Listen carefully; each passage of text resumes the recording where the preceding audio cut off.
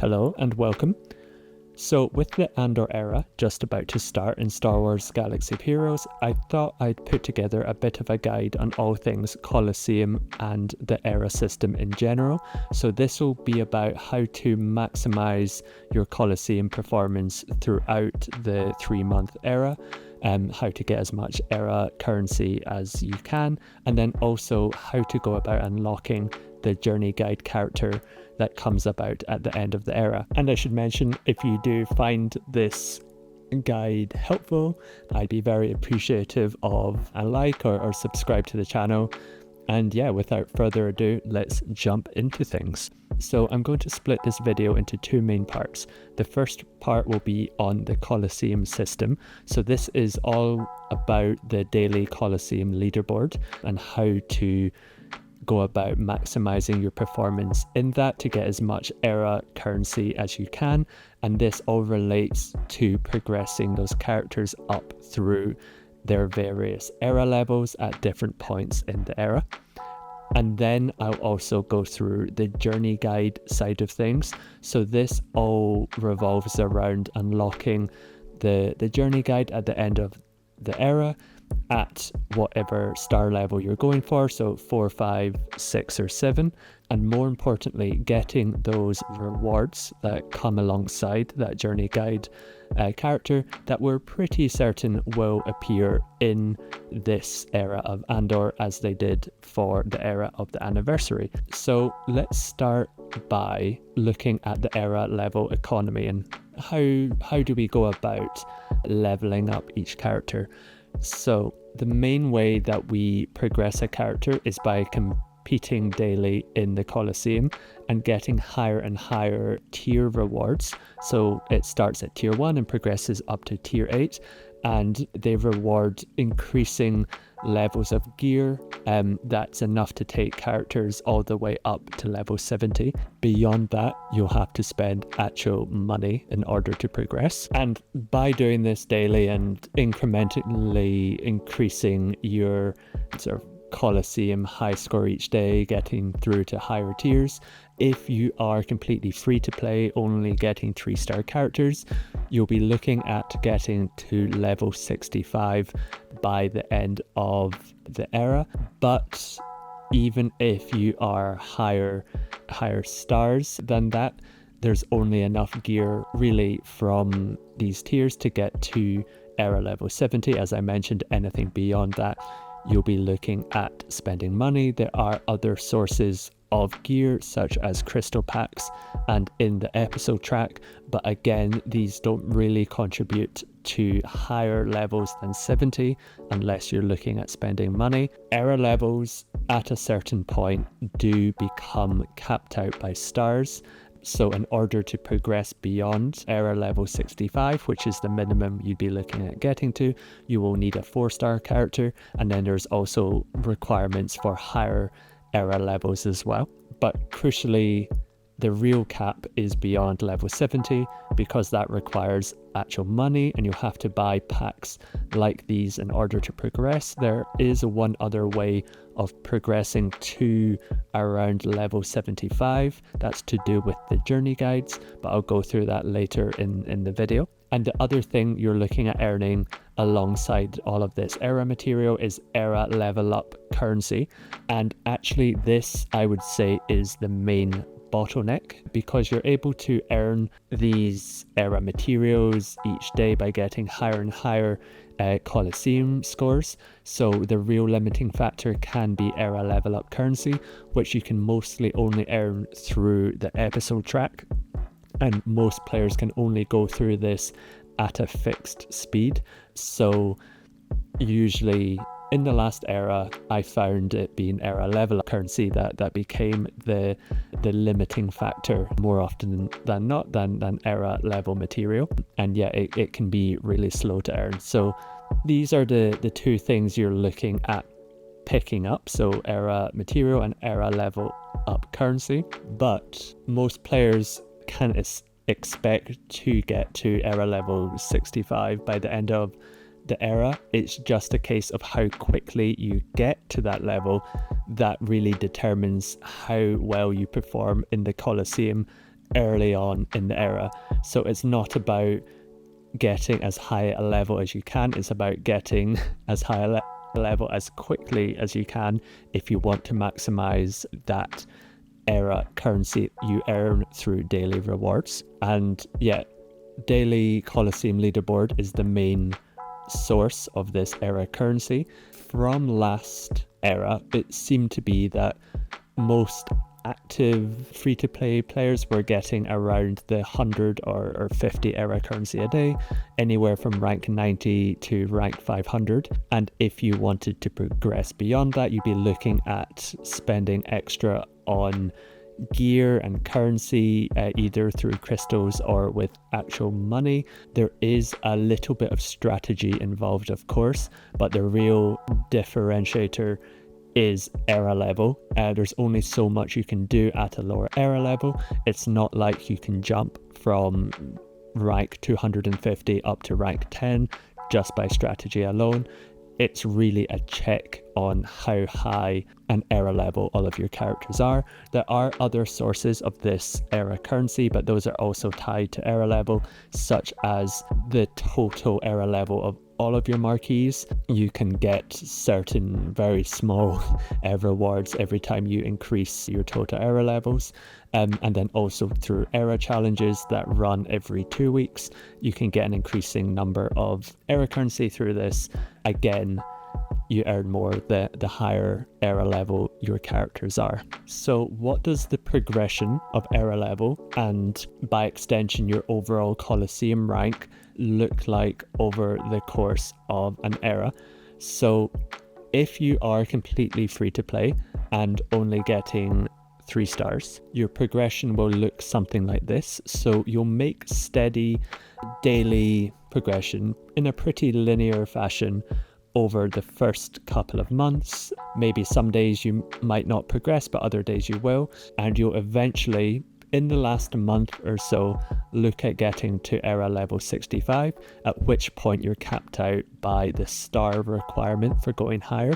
So you'll progress up until a point where you're essentially stuck and there's no other progression you can make.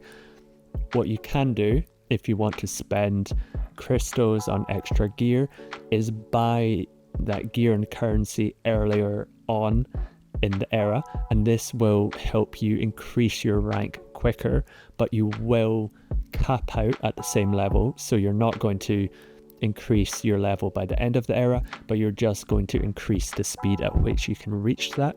And the reason that you'd want to do that is to momentarily get a higher rank in daily Coliseum. So in this time, say if you were getting to about era level 40 by spending extra on gear and currency, compared to players who didn't, you would have a much higher rank in the overall leaderboard, and you'll be earning more era currency, which you use for lightspeed tokens, throughout the course of the 2 months. By the end of the era, you will naturally sort of merge together, so you won't have that advantage towards the end when everyone starts to cap out. But you can, if you wanted to, spend a little bit early and get that early advantage and get that era currency in this sort of 2 month region. The next progression would be for players getting their characters up to 4 stars, and this is mostly for players buying the episode track, which is enough to get all of the marquees up to 4 stars if you buy it every episode. And the difference being is that because you have 4-star characters, you can go a bit beyond era level 65. You can't go that much further beyond it, because if you don't spend extra money on certain types of gear, you can't progress beyond era level 70. But by the end of the era, you will cap out at a slightly higher level, and you may see a slightly quicker progression throughout the era. This can be marginal, but having slightly higher stars doesn't help a lot, but it can help a little bit in terms of overall progression, just because you have a slight stat advantage over players with a lower star level. So you can maybe progress a little bit quicker. It might not be as pronounced as this, but the most important thing is at the end of things you will have a higher era level and more importantly, you will have the journey guide character at 4 stars. But like the 3-star path, you can spend crystals or money on gear and currency earlier on, just to increase that progress and earn more era currency by higher leaderboard placements in the first 2 months before things start to cap out towards the end of the era. So it's in this region here that you'd be looking to spend to get an advantage, if that's something you want to do, which might not always be the case. The next rate of progression will be for 5 stars, and this is because unlocking a 5-star character, you do get a little bit of gear that helps you push a little bit higher in terms of era levels, so you do cap out higher.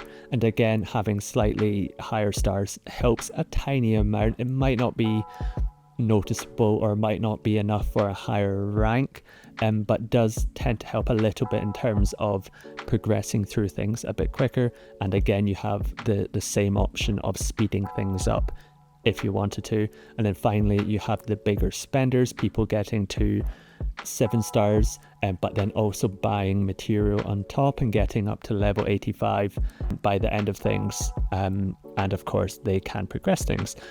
But something to call out is that even if you are only getting 3-star characters, so this blue line here, if you do spend on era material and currency, you can get higher Coliseum leaderboard positions than players spending on stars but not on era material or currency. In this first few months of the era, towards the end, they will, because they have a higher ceiling, start to outpace and get higher ranks. But if you are 3 stars, the only area you can get an advantage in is this first month or so. So yeah, even if you are lower stars, you can get higher placements, and it's within these gaps that you earn that era currency. So that's it in general. This was how my rank progressed for last era, so for the 10-year anniversary, and this was for an account getting 4-star characters through the episode track and not any further. So as you can see, I did spend a little bit of money and crystals early on and was able to get a little bit of an advantage. So I would have been this green dotted line here. So spending a bit early, getting that early advantage, but then sort of plateauing out around this era level 70. And through that, I was able to get progressively higher ranks throughout the first couple of episodes, sort of slow progress but getting towards the top 30. But then once the journey guide character came out in episode 3, then that plateauing effect worked out and I got shuffled back down, because players with sort of 5-star, 6-star, 7-star characters were able to get higher scores in the final episode. So this is how, just an example of how things can look over the course of a 3-month era by spending a little bit of money. I'm not saying this is the perfect strategy by any means, but it's, I guess, just demonstrating what can happen if you do spend a little bit specifically early on, and then what the limitations are in terms of how high a placement you can get for how long, because there is a natural stopping point when that journey guide character comes along. And this is just what it worked out to in terms of the total era currency I earned. So about 26,000, which was enough for 5 Erodium Lightspeed tokens, which was great. And this is compared to the sort of baseline I'm taking of earning 100 per day.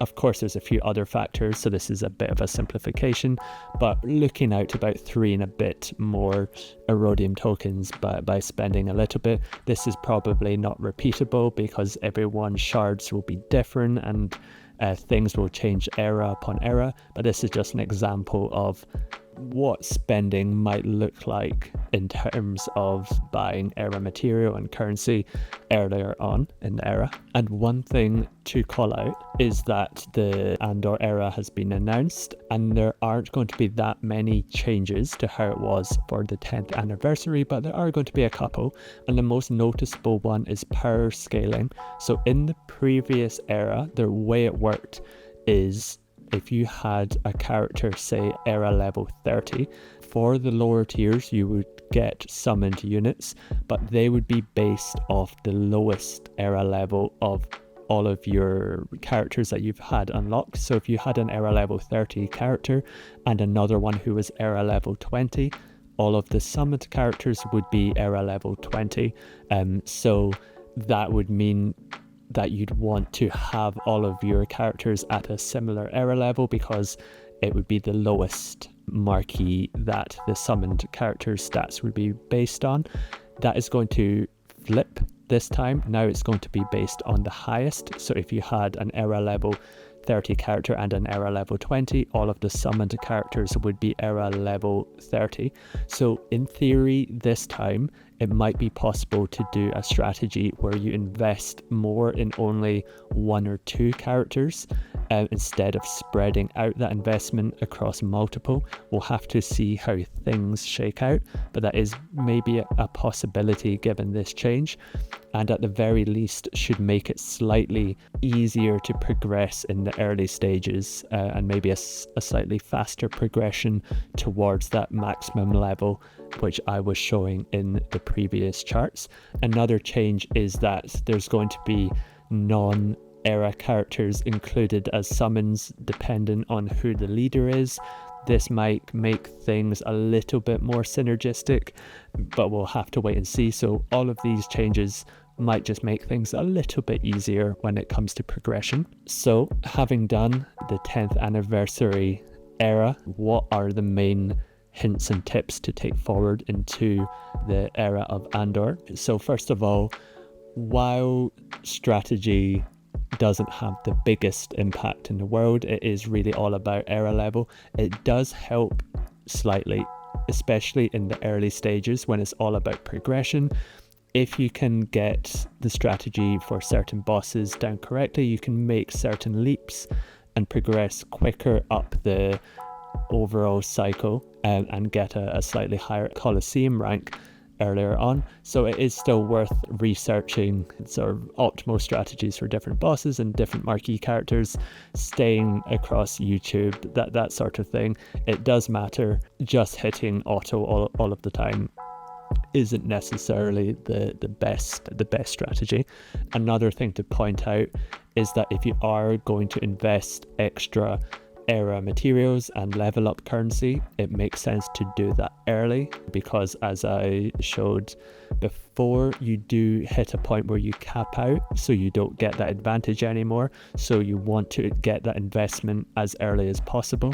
And also it's cheaper to invest usually at the start, because you're only investing in one or two characters and you're not having to spread that investment across multiple. That might change a bit with power scaling, but in general I think it makes sense to, if you are going to invest, try invest a little bit early and get as much return for that investment as possible. And then this is quite a fun little trick. So the way the updates work around the era, so we have 3 episodes in an era, and within each episode they reward increasing amounts of era level up currency as part of the episode track. But the way they do the updates is that they increase this amount in the few days before the next episode starts, and this is usually on a Wednesday before the next episode starts on the following Tuesday. So if you're able to save up some episode quests, so don't hit OK on the episode quests that you've already completed, and save those episode points that help you progress along the track for when the update drops on the Wednesday before the next episode. So this will be between episode 1 and 2 and 2 and 3. if you're able to do that, you can then cash in those points for when you can earn more level up currency on the track. A little bit complicated to explain, but it works in practice. There's also a chance they'd fix this slight loophole for the next time, but at the moment for the previous era, you're able to do this to get a little bit more era level up currency compared to other people and progress a little bit quicker, especially because era level up currency is one of the big bottlenecks. So that was quite a nice little trick from last time. And then also, as I mentioned, star levels do matter a little bit throughout the era. Last time on my big account, I got characters to 7 stars. But on my new account, I got them to 4 stars. I definitely found it a lot easier to progress at the same era levels for 7 star compared to 4 star, just because you do get a bit of a stat increase. So it does help a little bit, but the main impact is towards the end of the era, when you start to cap out at different levels depending on what star your marquees are at, and if you're able to unlock the journey guide character. And then finally, as I mentioned, the change to power scaling might make the investment strategy a little bit different. You might want to experiment with investing in 1 or 2 characters instead of spreading out across multiple, just because the scaling will be done on the highest era level marquee character. But that's still to be seen. We'll have to experiment with that. So the level up strategy might look a little bit different for the next era. So that was a quick snapshot on the whole sort of Coliseum and era level up system. What I think is more important is actually the marquee investment and what level of journey guide character you're able to unlock at the end of an era. So I put together a bit of a chart in terms of what you get for different levels of investment. So first of all, we have 3 stars. So this is what everyone will get just by doing the marquee event and not investing in anything more. You will get all of the characters up to era level 65, which translates to gear 12 by the end of the era. You won't be getting the journey guide character, however, because you will need all 5 of the first marquees at 4 stars in order to unlock Cassian at 4 stars as well. And then by doing that, you'll go past that star cap and you'll be able to get to era level 70, which is not the big thing. The big thing is that in the previous era, we got 2 Kyber Lightspeed tokens by doing the 4-star journey guide character, and the community manager has suggested that this will be the same for Andor. It's not 100% guaranteed, so there's still a risk that if you invest, we won't be getting the same rewards, but it does seem fairly likely that we do. So I guess be smart about it, and there's always a chance it doesn't work out, but it would be great if we did get these same rewards again. And that's 2 Kyber Lightspeed tokens, enough to get 2 legacy characters up to relic 6 and 7 stars, which is huge. That's an amazing reward. Then for 5 stars, this is another really good reward. So you're able to get the 5-star journey guide character, and then another 3 Kyber Lightspeed tokens. And also, I think maybe even more important, you get enough gear to take 6 of your characters, so that's 6 of your marquees or journey guide character, up to era level 75. And this is normally gear you can only buy with actual money, and the only way to get it indirectly is by doing the 5-star journey guide character. And the reason level 75 is important is because that's the first level that translates to gear 13, so relic 0 by the end of the era. So you bypass a huge bottleneck, which is going from gear 12 to gear 13, and you will get that for 6 characters, which is pretty huge, and means you can really go for the new teams and characters because you've already got them at relics, which is amazing. And then you'll also have an advantage in that final month of the era, just because you'll reach level 75 where other people will be capped out at level 70, 65, that sort of thing. So I think getting up to 5 stars is where the real value is. Beyond that, I think it's a case of diminishing returns. So if you get characters to 6 stars, you're able to do the 6-star journey guide event, and you can get some era currency, which is decent, but it's nowhere near the level of these rewards. That this works out to, I think, just over 10 R10 mats or 1.5 Erodium Lightspeed tokens. So compared to these rewards, it's really nothing. And you do have to spend a lot of crystals or actual money to get characters to 6 stars. So that's why getting to 4 or 5 stars is where the real value is. Where the really bad value is if you can get all characters to 7 stars, all marquee characters to 7 stars, you're still only able to get the journey guide character to 6 stars unless you spend additional money, which is a pretty big shame. So for that extra investment, you'll be getting the same rewards as having those characters at 6 stars if you're not willing to spend any extra money. Yes, you do get the marquees at 7 stars, which can be helpful maybe after the era's finished, but really the purpose is usually getting the powerful journey guide character. So getting to 7 stars and stopping, I think, is really not great value. I think you're just as well stopping at 5 stars. The only reason you'd want to go past that is if you're willing to spend $180 or pounds, and you need to spend that on top of getting characters to 7 stars to get them to era level 85, which is needed to do the 7-star journey guide event. For all of the previous journey guide events, you don't need to invest anything extra in terms of era levels. You'll just get these naturally.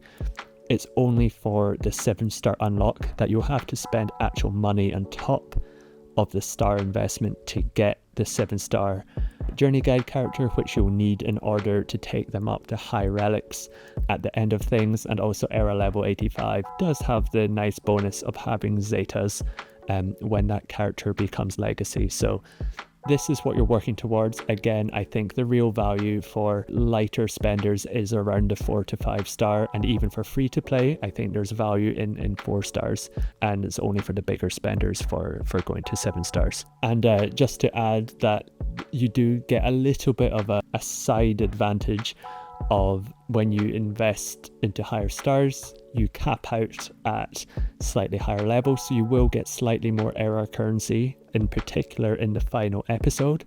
It's not the main reason to do it, it's just another nice add-on on top of the other rewards. So for example, last era, this was my progress, I only got a 4-star character, which meant after the journey guide character released here with the 5th marquee, I then got capped out and essentially passed by people getting 5, 6, 7-star journey guide characters. So I ended up here at around the sort of rank 90 mark. So you will get a little bit of Coliseum advantage when it comes to higher stars.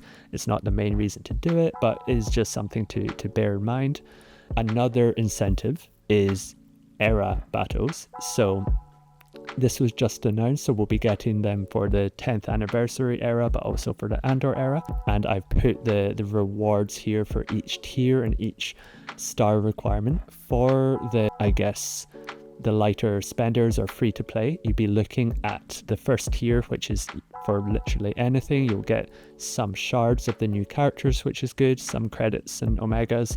Then if you have just one of the new characters at 4 stars, you'll get a few more shards.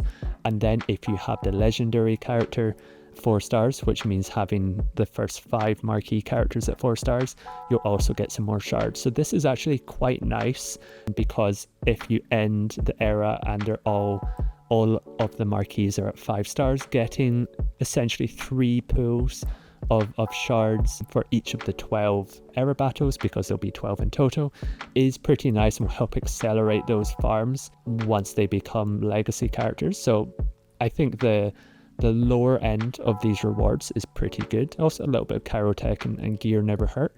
Then for the higher legendary stars, you get sort of increasingly better rewards. I won't go through all of them just because this video is more focused on that 4 or 5 stars, but you don't get everything here. You tend to get, say, everything in the blue or everything in the purple. I think CG's reward way of writing rewards is always very confusing and misleading. I wish they put like brackets or orders of operation in there, but they don't. So I think, for example, for the 5-star, you'll either be getting both of these or both of these, and then guaranteed 5 zetas. So everything in gray you should be getting guaranteed, and then it's a case of either the blue or either the purple. I might have misinterpreted it because pretty terrible writing usually for these posts, but this is what you can expect, and it's decent return here. It's less than it used to be because you have to invest a little bit more in characters because it's split across 2 requirements, or so be 6 battles for one set of requirements and 6 for another. So I think the real advantage is for players getting smaller star unlocks, and they can get a decent amount of shards, which is pretty good. So that's the incentive for getting 4-star, 5-star characters. So how do you actually go about doing that? So the first scenario I'm going to go through is the free-to-play scenario. So that's where you get given the Marquee 3 stars plus 15 shards, and you'd want to get each of the first 5 Marquees up to 4 stars. So in order to do that, you will need 15 shards, and the maximum number of Marquee shard packs you'll need to buy will be 3. This is the maximum you'll need. You might get lucky and get, let's say, a 10 shard pool and then a 5 shard pool, and we'll get it in 2. But I guess I'm naturally pessimistic, and I just thought it'd be easier to display the most you'll have to spend in order to get it, instead of going into the expected values, just because you'll be more likely than not to have to use 3 Marquee packs, just because the most likely options are 7 and 5. So most of the time you'll be getting between 10 and 14 shards from just 2 packs, and we'll need 3 packs in order to get that 4-star, and that works out to 3,900 to get each character up to 4 stars. So over the course of 5 Marquees, because the requirement is for the first 5 Marquees, that works out to just under 20,000, which if you average that out to over the whole era, so that's 84 days, that works out you'd need to save about 230 per day in order to get that 4-star unlock by the very end of the era. So that's a fair amount of crystals that you'll need to set aside. So I thought it'd be worthwhile looking at, is it actually worth it to save that number of crystals? And the way I'm going to look at it is it worth it to save those crystals, or just use those crystals for refreshes as you normally would on normal and fleet energy? Because what I'm going to assume is that for most, especially newer players or smaller accounts, you won't be able to save that number of crystals without making a sacrifice and not spending on some of your refreshes. So I'm going to compare the amount of stuff that you get by getting those 2 Kyber Lightspeed tokens from the journey guide with the amount of stuff that you just be getting by doing those refreshes each day instead of saving it for those Marquee characters. So the way it works out, if you're just looking at Kyrotech, if both of the characters require Kyrotech, the Kyber Lightspeed token will be giving you 800, and what you'd be getting by doing those 3 refreshes every day for those 3 months would be 710. So you will be, just for Kyrotech alone, you will be saving a little bit by going for the Kyber Lightspeed token, and it's the same for gear 12. So that's basically all of the gear that you can farm with fleet energy I've added up here, and it works out across those two characters to be about 700 plus. And again, it's assuming a similar drop rate. This might not be exact, but this is the amount of gear that you would get by just farming gear with that fleet energy. Now, of course, if you wanted to save that 230, you might have to cut back on both, which would still be worth it. And especially because you're not just getting this extra Karotech and gear by saving on these refreshes, you'll also be getting more signal data, and then all of the other extra stuff you get by doing the journey guide, like the better Coliseum performance, the era battles, that sort of thing. So I think, in short, it does make sense to, if you needed to, obviously if you're earning more than enough crystals and you didn't need to cut back on refreshes, that's great. But if you did need to cut back on refreshes, I think it is still good value to cut back on those and then use those crystals instead for the Kyber Lightspeed token. And of course, this is assuming you're past the point of needing to do a lot of refreshes to do your ship and energy farms, which tends to be a big focus early game. So this is really more for accounts past that point where they don't need to necessarily do energy refreshes to farm shards. They could just farm shards just by the naturally accruing energy or from like the web store energy, that sort of thing. The energy, I don't think it's worth cutting back on in order to save for the journey guide is Cantina, because by getting the two characters to Relic 6, this is effectively the amount of signal data you're saving on. But if you were just to do your normal 3 Cantina refreshes throughout those 3 months, this is the amount of signal data that you'll be getting, which of course is huge. And this is not counting the fact that signal data is such a huge bottleneck to begin with. So I don't think it makes sense to cut back on your Cantina energy because signal data is such a big bottleneck that you really want to keep that going if you can, and then maybe cut back in other areas because you'll be able to make what you lose by cutting back on these refreshes back when it comes to the Kyber Lightspeed tokens, but you won't be able to make it back when it comes to signal data.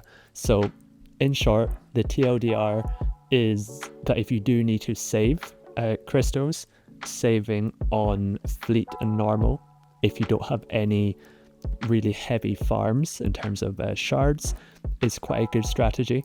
And I think that the approximate level of daily crystals you'll want to reach in order to do this is about 700, and I'll go through that in a second. So in short, yes, I think it's worth cutting back on normal and fleet energy refreshes if you need to. And also to shout out Egnards and Fat Phil, because I took the drop rates for Cantina energy from some work that they did.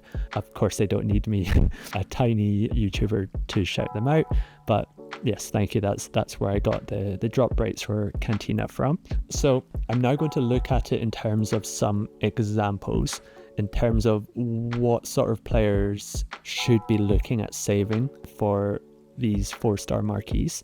And the first example will be for a brand new account.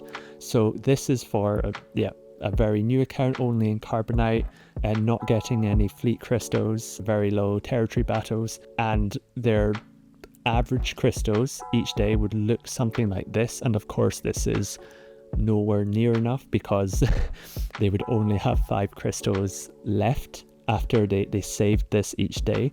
And this is ignoring the fact that because they're a new account, they'll want to spend a lot of energy on shard farming. So definitely not worth it for very new players. The area that I think you want to build up to is around the 700 crystals a day. And this is the sort of account that might be able to do that. So still quite a new account, but doing really well in fleet. Bronzium GAC, which is pretty low, but is enough. And sort of early Return of the Empire, Dark Side Geo territory battles, and their average would be looking at something like 740, and then by saving 230 they would have 510 each day, which is enough to do those mod refreshes and cantina refreshes and also fleet, which I think still trying to do your mod and cantina refreshes is a good idea, because those are the big bottlenecks, especially mods, because of course you're not getting mods with the Kyber Lightspeed tokens. You're essentially making your mod bottleneck worse because you're adding new relic characters more quickly. So really you want to keep up with your mod energy refreshes if you can. So that's why I think about the 700 makes sense to me in terms of a target to aim for before you start saving for these Kyber Lightspeed tokens. Of course you could do it earlier, but you'd have to cut into cantina and mod energy, which I think might hurt the account in the long term in terms of those bottlenecks. And I should also mention that the way to calculate your total crystal income is again thanks to Egnard's. So he has just released a crystal calculator through a Google Sheet. So I'll link to the video in which he discusses that below if you want to go check that out, and you'll be able to put in your fleet rank, your GAC rank, your territory battles, and a few other factors as well, which are much more minor, so I haven't included in these cards, but you'll be able to put that in and get an idea of your average daily crystal income, so you'll be able to work out what you can set aside for these journey guide unlocks and getting those characters to 4 stars, for example. And then the final example is just for a really late game player, fleet rank 1, Kyber 3, they're earning over 1,000 crystals each day, in which case it's a bit of a no-brainer to at least go for 4 stars, because they'll have more than enough energy for doing refreshes, and at that point of the game you tend to not need to do a lot of normal or fleet refreshes anyway, so